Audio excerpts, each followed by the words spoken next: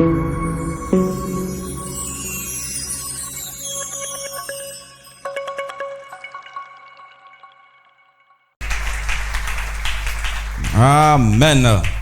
Que Dieu vous bénisse. D'accord, de nos positions, nous allons prendre l'écriture. Nous allons prendre Genèse 12, 1 et Matthieu 7, 23, 24. Genèse 12, 1. Genèse 12, 1. Je lis la parole du Seigneur. L'Éternel dit à Abraham, va-t'en de ton pays, de ta patrie et de la maison de ton père, dans le pays que je te montrerai.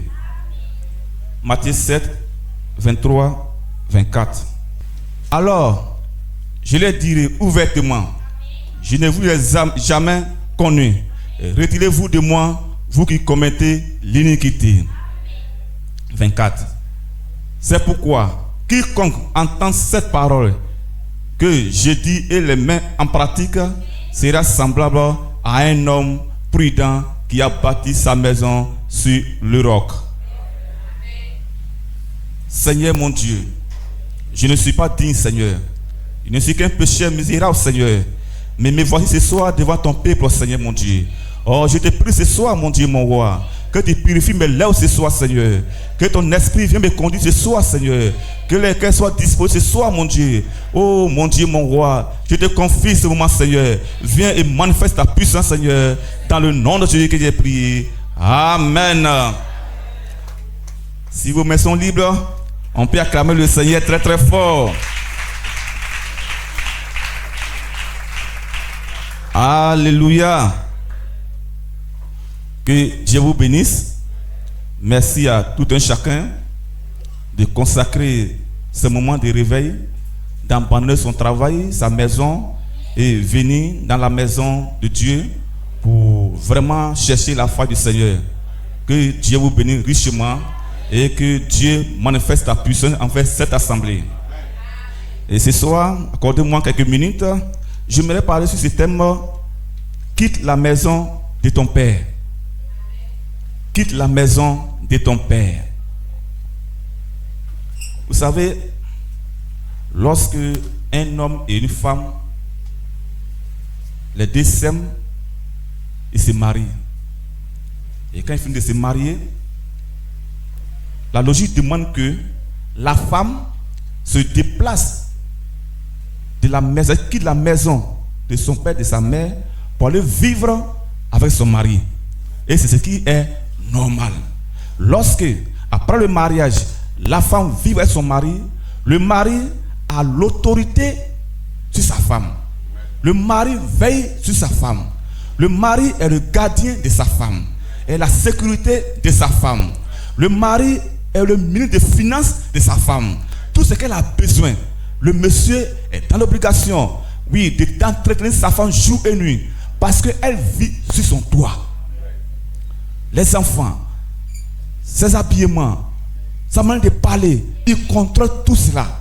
Parce qu'il est celui qui est le porte-gardien, il est le gardien. Il a dit à ses parents, j'aime votre fille. Et les parents ont accepté. Ils savent désormais que nos filles vivent chez telle personne. Alors tu es dans l'obligation de veiller sur elle jour et nuit.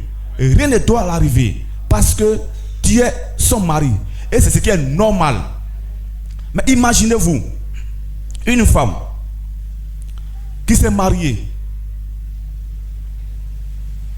Et après avoir se marié, elle refuse d'aller vivre avec son mari. Et elle vit avec ses parents.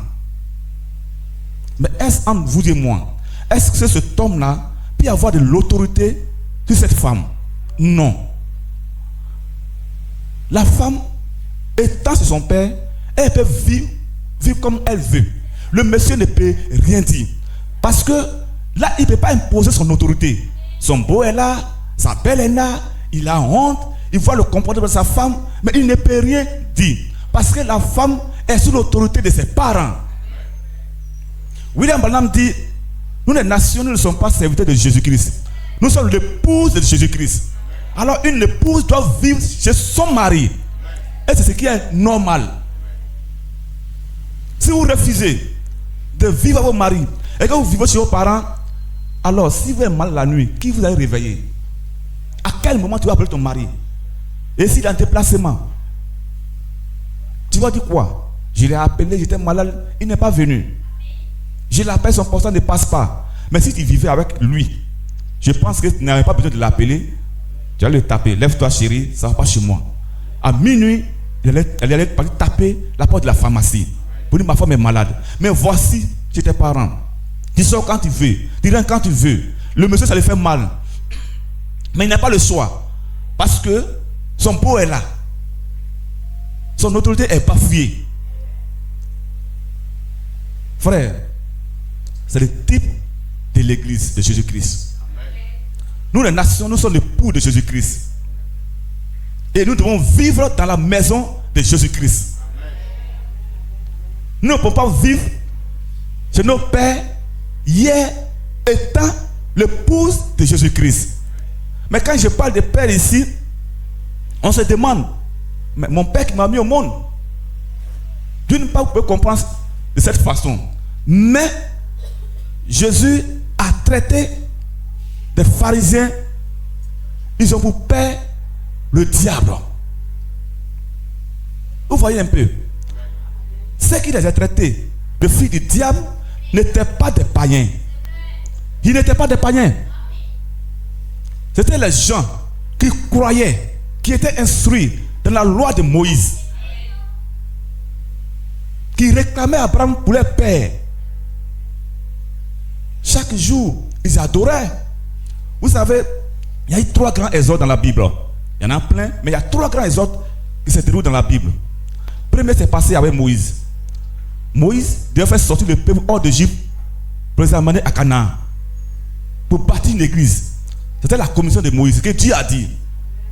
Voici que Moïse fait sortir le peuple de Dieu.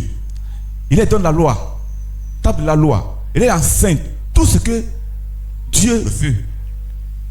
Il est enseigne la voix de Dieu. Mais lorsque Moïse meurt, que Jésus prend le contrôle, Jésus aussi meurt. Voici l'église est tombée dans la tradition qu'on appelle le judaïsme. L'église est tombée dans la tradition. Parce que la tradition des juifs, c'est le judaïsme. Alors, un pied dans l'église, un pied dans la tradition. Lorsque Jésus vient, il vient trouver une église traditionnelle. Alors, qu'est-ce qu'il doit faire? Il doit faire sortir cette église de la tradition pour leur donner encore une nouvelle doctrine. Une nouvelle église. Mais ce peuple qui se croit être à droite de Dieu, de l'Éternel, s'oppose à la doctrine de Jésus-Christ. Prenons, allons-y dans Jean 8, 38 à 44.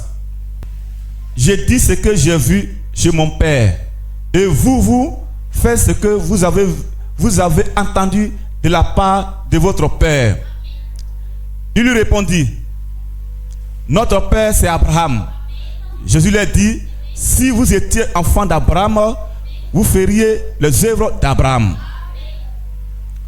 Mais maintenant, vous cherchez à me faire mourir. Moi qui vous ai dit la vérité que j'ai entendue de Dieu. Cela, Abraham ne l'a point fait. Vous faites les œuvres de vos pères. Il lui dit, nous ne sommes pas les enfants illégitimes. Nous avons un seul Père, Dieu. Jésus leur dit, si Dieu était votre Père, vous m'aimeriez, car c'est de Dieu que je suis sorti et que je viens.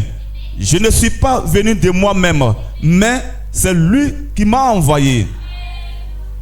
Pourquoi ne comprenez-vous pas mon langage? Parce que vous ne pouvez pas écouter ma parole.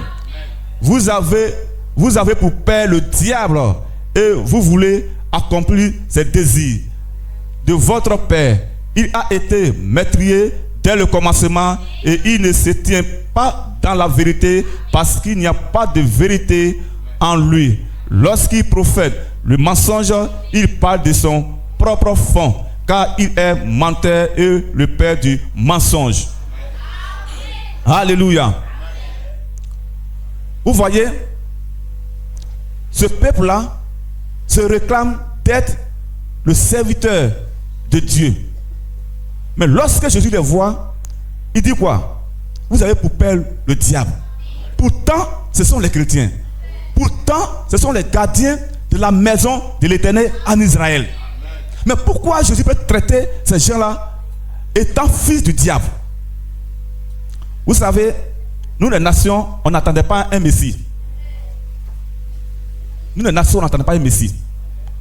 Nous, on est nés dans la tradition. On est nés, nos parents adoraient plusieurs dieux. C'est pour cela qu'on dit les dieux. Chez nous, les nations, on dit les dieux. On ne dit pas le Dieu. On dit les dieux. Parce que dans une maison, tu peux en trouver 20. Moi, je suis de l'Ouest. On adore beaucoup les masques. Les montagnes sacrées, les cailles sacrées, les eaux sacrées, les forêts sacrées. Tout est sacré là-bas. Il y a des forêts là-bas. Lorsqu'ils vont faire le sacrifice, il n'y a pas l'eau. Mais arrivé là, on appelle l'eau. Et puis ça sort. Tout ça, nos parents adoraient ça. Mais lorsque Dieu nous a fait grâce, et qu'il nous a appelés, et que nous rentrons dans sa parole, ce qui nous fatigue, on n'est pas encore quitté nos pères. Qui est nos pères? Ce n'est pas celui qui nous a mis au monde. William Branham, lorsque Jésus n'a pas la bienvenue dans une maison, c'est le diable qui règne là. Étant là ce soir, lorsque dans vos cœurs, qui est la demeure de Dieu, lorsque la parole n'est pas la bienvenue là, c'est le diable qui règne dans vos cœurs. Lorsque dans la tradition, il a dit souvent que nous sommes chrétiens, et puis quand il y a la fête des traditions, on nous appelle au village. Il y a la fête des générations, envoie de l'argent parce que la famille doit fêter des générations. Et puis on en a de l'argent, on l'envoie au village. Quelle génération? En ce moment-là, au moment où tu envoies de l'argent au village pour la fête des générations, tu es lié toujours à cette famille. Sur le plan spirituel, ce n'est pas brisé. Le diable, le père, les pères qui est là-bas, qui est le Dieu qui règne dans cette famille, il règne sur ta vie encore. Donc tu es lié à lui. C'est lui qui gouverne la maison. Nous on appelle Dieu du ciel notre Père. Dans la tradition, ils appellent Dieu aussi leur Père. Donc c'est ce Père-là qui règne sur vos vies, étant dans la main de Dieu. Parce que étant là, vous participez toujours à ces adorations païennes. Un jour, mon frère m'appelle au village. Il dit, petit frère. Il dit, oui, grand frère. Il dit, le vieux est décédé. Tu connaissais ton papa, hein? Il était un homme fort, mystiquement fort. Il dit, oui, oui. Il est décédé comme moi, je suis venu sur le trône maintenant. Voilà, et ça fait quelques années. Donc, nous allons reprendre l'adoration que le vieux a laissée. Il dit, d'accord. Et voilà ce qu'on va faire. J'ai demandé à tout le monde de cotiser, d'avoir sa participation. On va appeler le grand féticheur. Il va venir, voilà, renouveler l'hôtel que le vieux a laissé. Parce que c'est autant de vieux, c'est ça qui nous protégeait. Là, comme ça, voilà, l'hôtel va protéger toute la famille. Les enfants qui sont à l'école, voilà, il va les protéger. En tout cas, vraiment, c'est mon désir cette année. Et d'accord, c'est très bien, grand frère. Mais moi, je n'appartiens plus à cette famille d'adoration païenne. Il dit, mais comment? Il dit, oui, c'est vrai, je suis chrétien. Il dit, mais on nous dit qu'à l'église, tu peux faire la Bible, tu peux faire le côté, c'est même adoration, c'est même ma protection. J'ai dit, je ne cherche pas protection dans la famille là-bas. Ma protection vient du ciel. On a du ciel longtemps, j'ai dit, je ne ferai pas. On a coupé, un logis m'appelle encore, j'ai dit, je ne ferai pas. Il dit, mais lui, il a vraiment, hein. Donc, pour la famille là, l'argent que tu as dans ça, de faire quoi? On n'a pas dit de venir de l'argent. Il dit, je ne donne pas. Je n'ai même pas de l'argent pour ça, grand frère. Si tu es malade, dis-moi, je t'envoie à l'hôpital. Mais pour donner mon argent, pour appeler le grand féticheur, je suis désolé. Amen. Parce que si je donne cet argent, toujours je suis lié à ce Dieu-là. Je participe toujours à son adoration. Je suis lié à ça. Donc, en ce moment-là, la femme qui vit sur son père là, son mari ne peut pas le gouverner. Étant chrétien, Dieu ne peut pas me gouverner parce que je suis lié encore à ce Dieu qui est là-bas. Amen. Je suis lié encore à ça, à la tradition. Comment pour être chrétien? Et puis chaque année, on vous appelait, il faut envoyer l'argent parce qu'on va organiser telle chose dans la famille, parce que c'est comme on fait depuis longtemps. Non, tu ne veux pas être chrétien et puis tes parents vont avoir de l'influence sur toi encore. Non, non. C'est Dieu seul qui doit avoir de l'influence sur toi. Parce que lorsque vous participez à cela, c'est comme si la femme qui reste chez ses parents, étant mariée à cet homme qui souffre seul ici. L'homme ne peut pas vraiment manifester son pouvoir. Il ne peut pas imposer son autorité. Parce qu'il vit chez tes parents. Donc, étant chrétien, dans la main de Dieu, et que vous participez toujours à cette chose dans votre famille, c'est comme si vous êtes toujours marié à ce Dieu qui est là-bas, donc Jésus ne peut pas régner sur vous à 100%. C'est impossible. C'est pour ça que nous prions chaque jour. Et cette prière, ça ne va pas quelque part. Parce que l'accusataire se tient là. Il dit, hey, tu ne peux pas les bénir, moi. C'est mon enfant. Tu ne peux pas les bénir. Il est à moi. C'est sa chair qui est là-bas, son esprit est ici. Et c'est ce qui fait nos blocages aujourd'hui. C'est ce qui nous fatigue aujourd'hui. Alléluia. C'est ça aujourd'hui. Notre problème. Et c'est partout. La plupart des chrétiens. Les parents, ils sont là-bas, ils ont l'influence sur eux. D'autres, les papas, ils fétichent. Moi, mon papa, je vous dis tous les jours, il n'y a pas de garçon qui peut s'arrêter devant lui pour dire j'ai dit. Dans nos régions, tu peux devenir maire, député. Ils vont dire il faut aller dans le petit village qui est là-bas. Là. Le monsieur, on appelle Bobo François. Là. Va. S'il dit oui, nous les chefs du village, on n'a pas de problème. Il était le porte-parole de tous les chefs du village. Il n'est pas fréquenté. Mais toi, tu vas devenir maire. Viens te procéder devant lui. S'il dit oui, tu vas devenir maire demain matin. S'il dit non, tu ne vas pas devenir maire. Si tu veux gaspiller milliards. Il régnait le jour comme la nuit. Il m'a fait asseoir. Il dit petit, il dit oui, grand frère. Alléluia. Souvent, il m'appelle petit, il dit oui, grand frère, parce que ma mère vient de même maison. Souvent, c'est comme on s'est taquiné comme ça. Il dit, je vais te laisser mon héritage. Il dit, c'est quoi? C'est des cacao? Ou bien quoi? Non, il faut laisser ça là. Ce qui fait de moi l'homme dur, fort. Je vais te laisser ça. Il dit, mais papa, je n'ai pas besoin de ça. Il dit, non, tu as besoin de ça. Là, si tu es là, les gens viennent contre toi depuis Abidjan, tu les vois déjà. Il dit, mais non, quand venir physiquement, je suis là. Il va me défendre, je suis chez moi, il me défend. Il dit, non. Il dit, chaque jour, parce que j'ai duré avec. Il était son secrétaire. Quand il va à la réunion, je suis avec lui. En vacances, partout, je suis avec lui. Je note tout, après, on vient faire réunion au village. Donc, il avait tellement confiance à moi. Tous mes frères étaient en basse-corde. Chaque jour, on disait de ça. Un jour, sa femme qui est venue au mariage, il dit, attends, elle est obligée. Il dit, il ne veut pas, il faut laisser son problème. Il dit, le vieux. Il dit, mon il est là. Oui, je suis là. Je n'ai pas peur d'abord, un. Et puis, tu vas me donner quelque chose. Ils vont me tuer demain matin. Je ne veux pas ça. Chaque jour, on discutait de la sorcellerie. Il dit, je ne veux pas. Parce que Dieu savait un jour, j'allais me tenir là pour lui apporter la parole. Mais s'il était les autres frères, ils allaient accepter. Mais étant dans sa maladie, il me réclamait toujours au village. Je suis malade, viens. Il dit, c'est qui est dans toi, il ne vient pas venir. Et il appelle ma grande soeur. Elle rentre. Il dit, je ne peux pas te donner tes femmes. Si Zo était là au moins, il faut appeler Zo, il va venir. Il dit, je ne viens pas. Je sais ce qui s'est passé. Chaque jour, il appelle ma grande soeur, il faut venir. Tu es femme, il ne peut pas te donner ça. Ça est dans son ventre, il veut vomir avec ça. C'est comme une poule. Tu prends, tu avales. Il a dit ça. Il a dit ça à ma grande soeur. Tu es femme, il ne peut pas te donner. Il faut qu'un homme soit là. Après les autres ou les autres. Il dit, je ne viens pas. Son problème c'était moi, il dit, je ne viens pas. C'est quand il est mort maintenant, il dit, d'accord. Jésus, tu ne peux pas. Héros des morts, tu peux rentrer maintenant au village. Amen. Vous voyez, si j'étais léger comme ça, aujourd'hui, je ne serais pas là. Et chaque jour, on m'appelle pour ça. Et il faut voir l'argent. Je dis, je viens. Je dis, je ne fais pas. Parce que si tu participes à ça, Jésus-Christ, c'est-à-dire que la Bible dit, il ne partage pas sa gloire avec un autre Dieu. Mais voici toi, chaque matin, tu viens t'asseoir dans l'église. Pourtant, dans ton cœur, tu sais que dans vos maisons là, fétiche qui est là-bas, ta main est toujours dedans. Même si ton mari a des fétiches, qui ne vient pas à l'église, il ne faut pas participer à ça. C'est dangereux. C'est dangereux. C'est dangereux. On parle de votre salut. On parle de votre salut. Comment tu vas travailler pour quelqu'un? Tu vas veiller pour quelqu'un, et puis matin, il va te dire, c'est quoi qui a rougi tes yeux? Ça va te faire mal. Pourtant, celui qui fait parler de son enfant, il vous a invité. Vous avez mangé, vous avez dansé. Matin, il se dit, ah, mais tes yeux sont rouges. Hein? Mais tu as dit, mais c'est à cause de toi, il a veillé. C'est la même chose. Dieu vous a invité ici.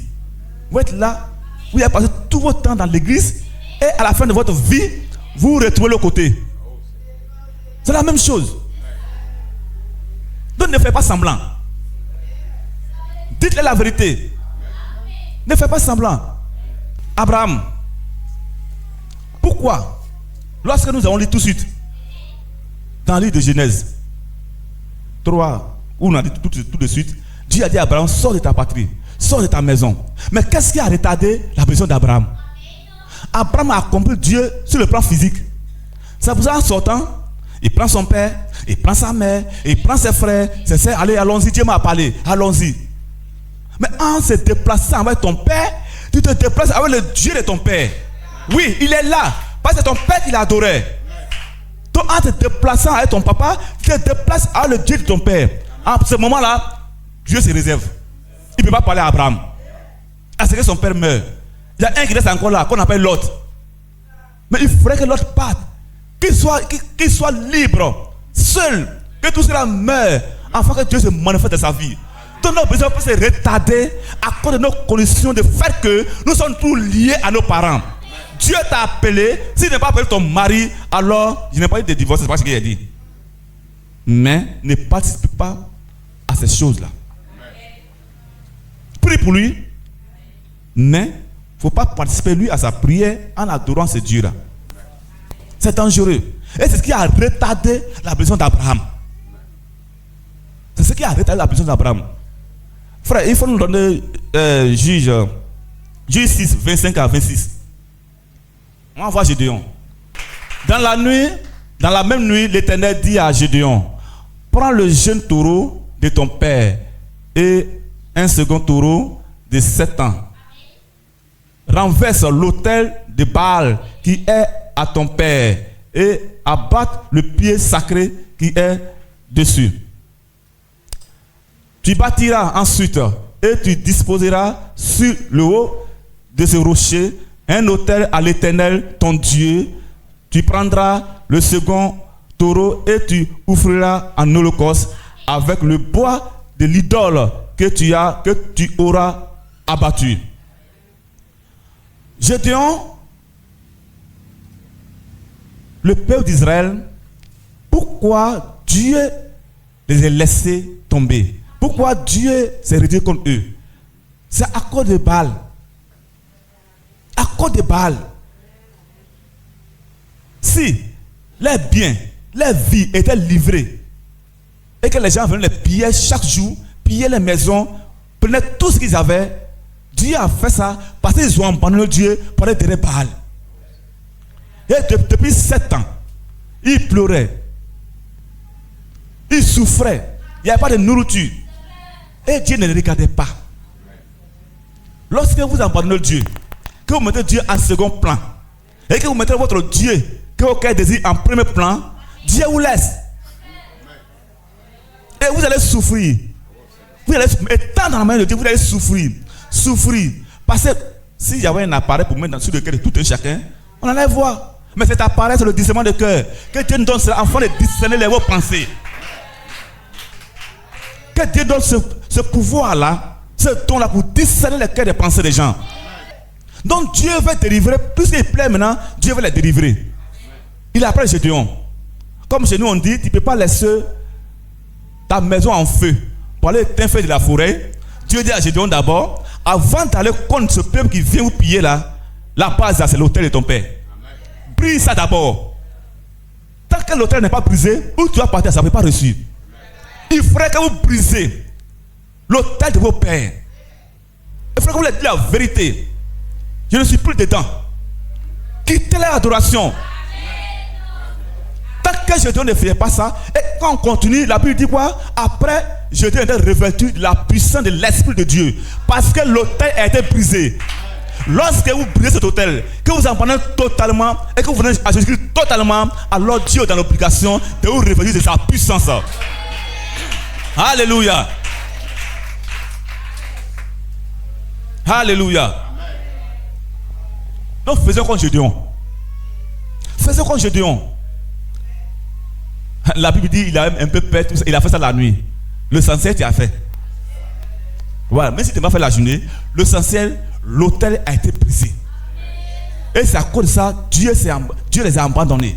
Maintenant que l'autel est brisé maintenant, alors Gédéon, tu es libre, tu peux aller en combat. Tu peux aller combattre maintenant ce peuple qui vient vous attaquer chaque jour. Et aussi longtemps que l'autel n'est pas brisé, ce n'est pas la peine. Et aussi longtemps que vous ne vous détachez pas de ces choses-là, il arrive parfois que d'autres on les appelle. On allait chanter, voilà le marabout de ceci, voilà on doit faire ça, vraiment il faut m'aider. Non, je ne peux pas t'aider.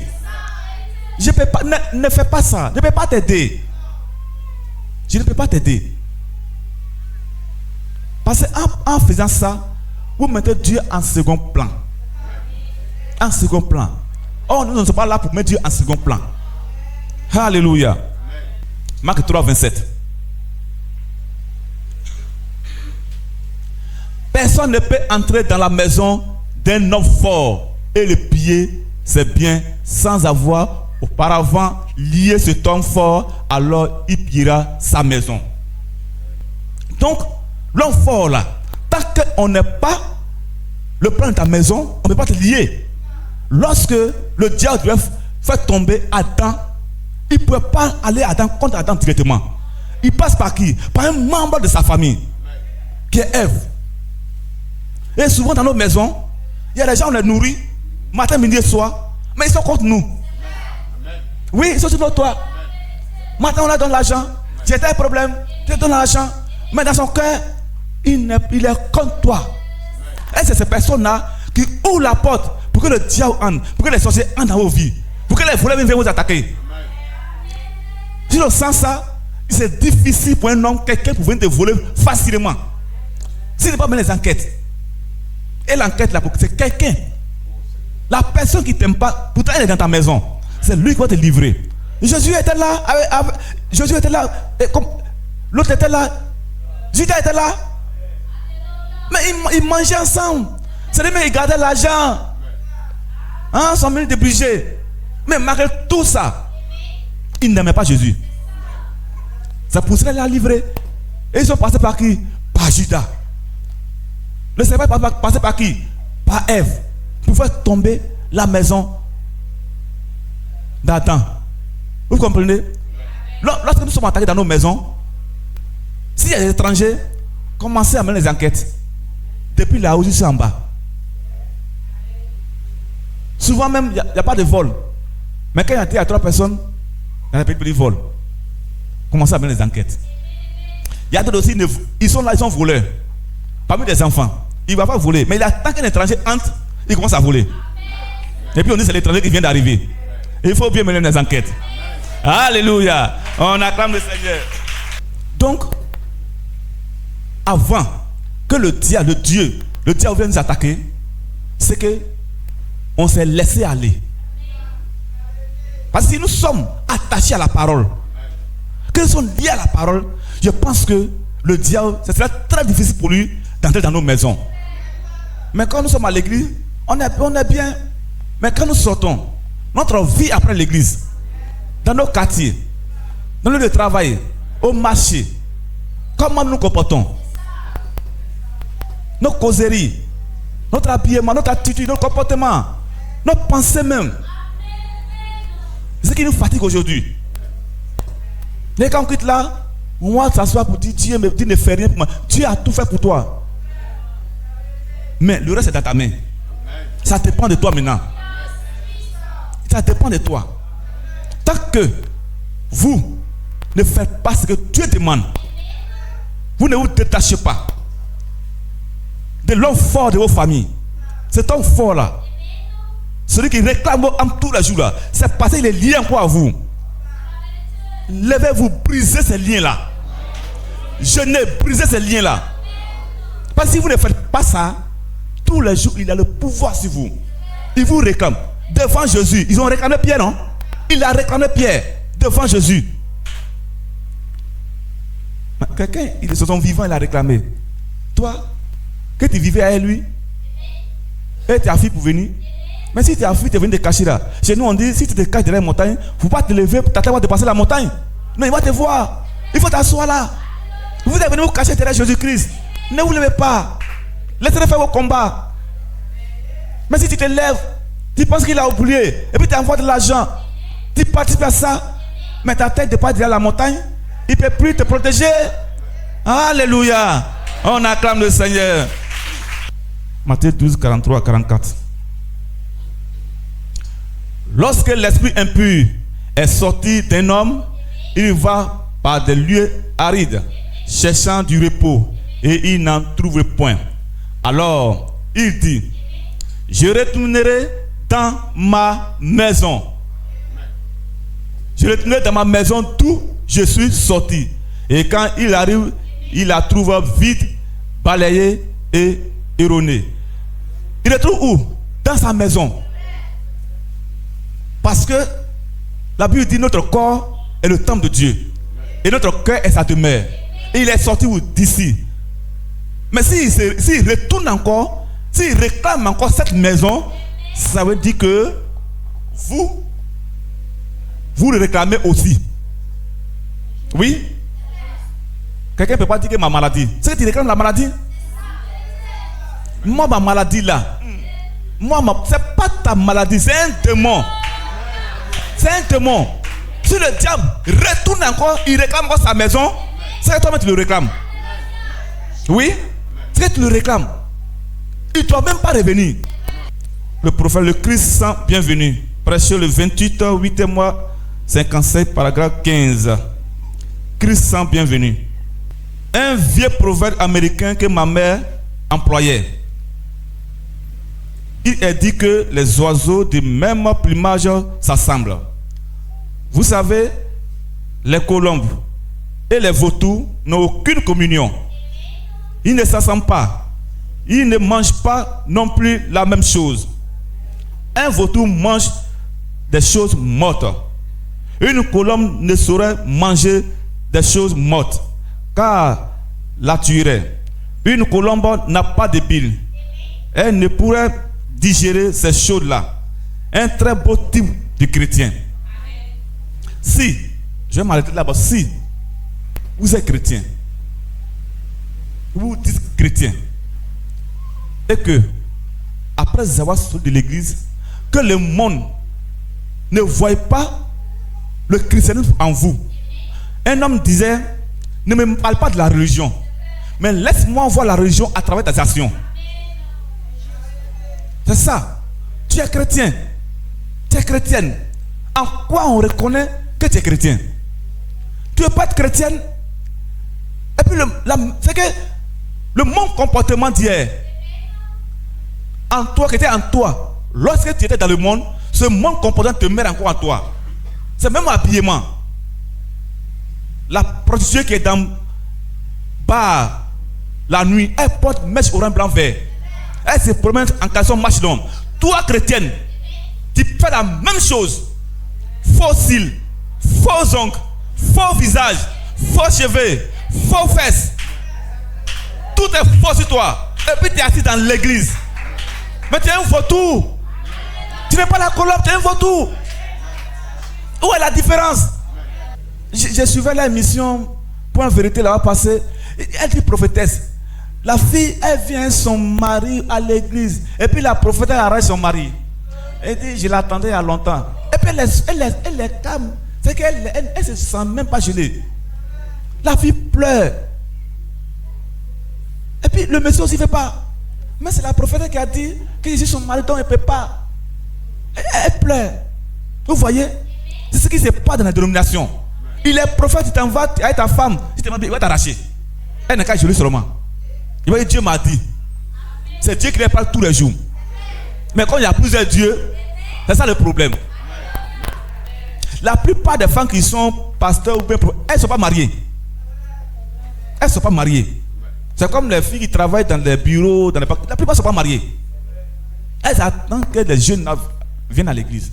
Et si elles voient seulement que le frère il devient la sœur, vraiment il est bien bâti, il va commencer à faire des prophéties. Non, Dieu m'a dit ceci, Dieu m'a dit ceci, Dieu m'a dit ceci. Et le frère va commencer à se séparer de sa femme. Non, je vais gêner. La prophète a dit de gêner. Donc vraiment, je veux que on s'éloigne d'abord pendant des semaines. Je vais gêner. Vraiment ce que Dieu a me dit. Vous voyez un peu? C'est ce qui se passe. Et les pasteurs ne disent rien. Ils sont complices. Les frères sont assis, rouges à l'air sur les lèvres, en mini-jupe. Et après, ils disent, nous sommes chrétiennes. Chrétiens de quel bord? En toi, ce n'est pas du message. Alléluia. Parce que nos sœurs sont les colombes. Comportez-vous comme les colombes.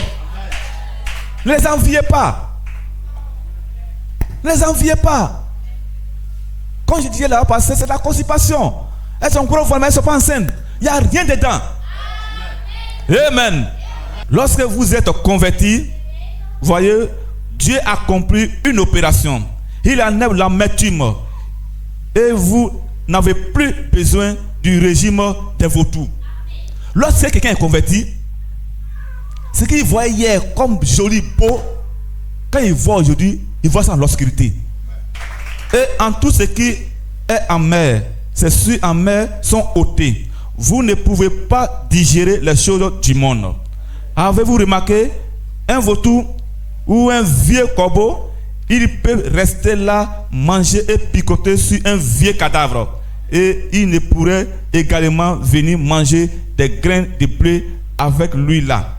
Mais la colombe ne saurait aller manger avec le corbeau. Alors les oiseaux de même plumage s'assemblent toujours.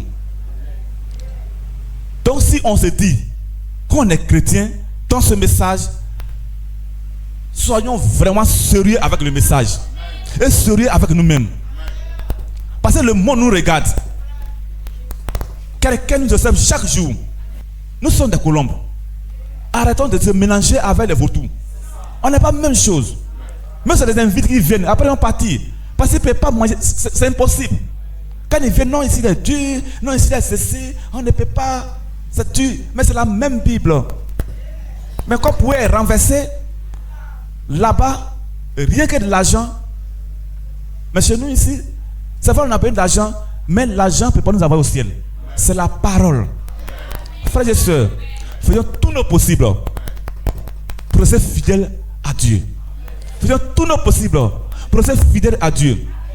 Un jour, je lisais, quand j'étais encore dans le monde, bon, pas dans le monde, dans la dénomination Abidjan, et tu ne connaissais pas encore le message, il y avait un brochure, il y avait mon grand frère.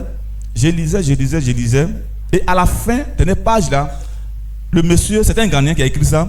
Il dit, tout ce qu'on a écrit là, c'est pour préparer l'avenir de Élie. Quand Élie sera là, il va éclairer toutes choses. Bon, je me suis dit, mais qui est Élie? J'ai fermé, j'ai jeté. Et quand je suis rentré dans le message, un jour, après 3 ans après, c'est comme si je rêvais à ce qu'il disait. J'ai dit, mais appelez-moi ce Ghanéen, Élie est venu. Dis à ce Ghanéen, Élie est venu. Mais il n'est pas reconnu. Lui, il a écrit quand Élie sera là. Pourtant, Élie est déjà là. Aujourd'hui, c'est ça dans le monde. Ils attendent toujours Élie. C'est pour cela qu'ils quittent là pour payer des millions pour aller chercher, pour aller sur terre Israël, pour aller, voilà, on dit quoi, faire le pèlerinage, pour aller chercher quoi. Il n'est pas là-bas, il est parmi nous. Il a été déjà chassé là-bas. Joseph est parmi les nations. Viens en Égypte à manger. Si tu restes là, tu vas mourir. Mais chaque année, ils vont là-bas. Ils sont devenus des touristes religieux. Pas des millions. Pour aller là-bas, vous parlez chez quoi? Il est parmi nous. Pour que vraiment, ce qu'on a reçu ce soir, et que ce moment, Dieu fasse que le réveil vraiment se produit ici. Qu'on se révolte nous-mêmes pour se mettre à notre travail Dieu. C'est ce que Dieu nous demande. Que Dieu vous bénisse. On acclame le Seigneur.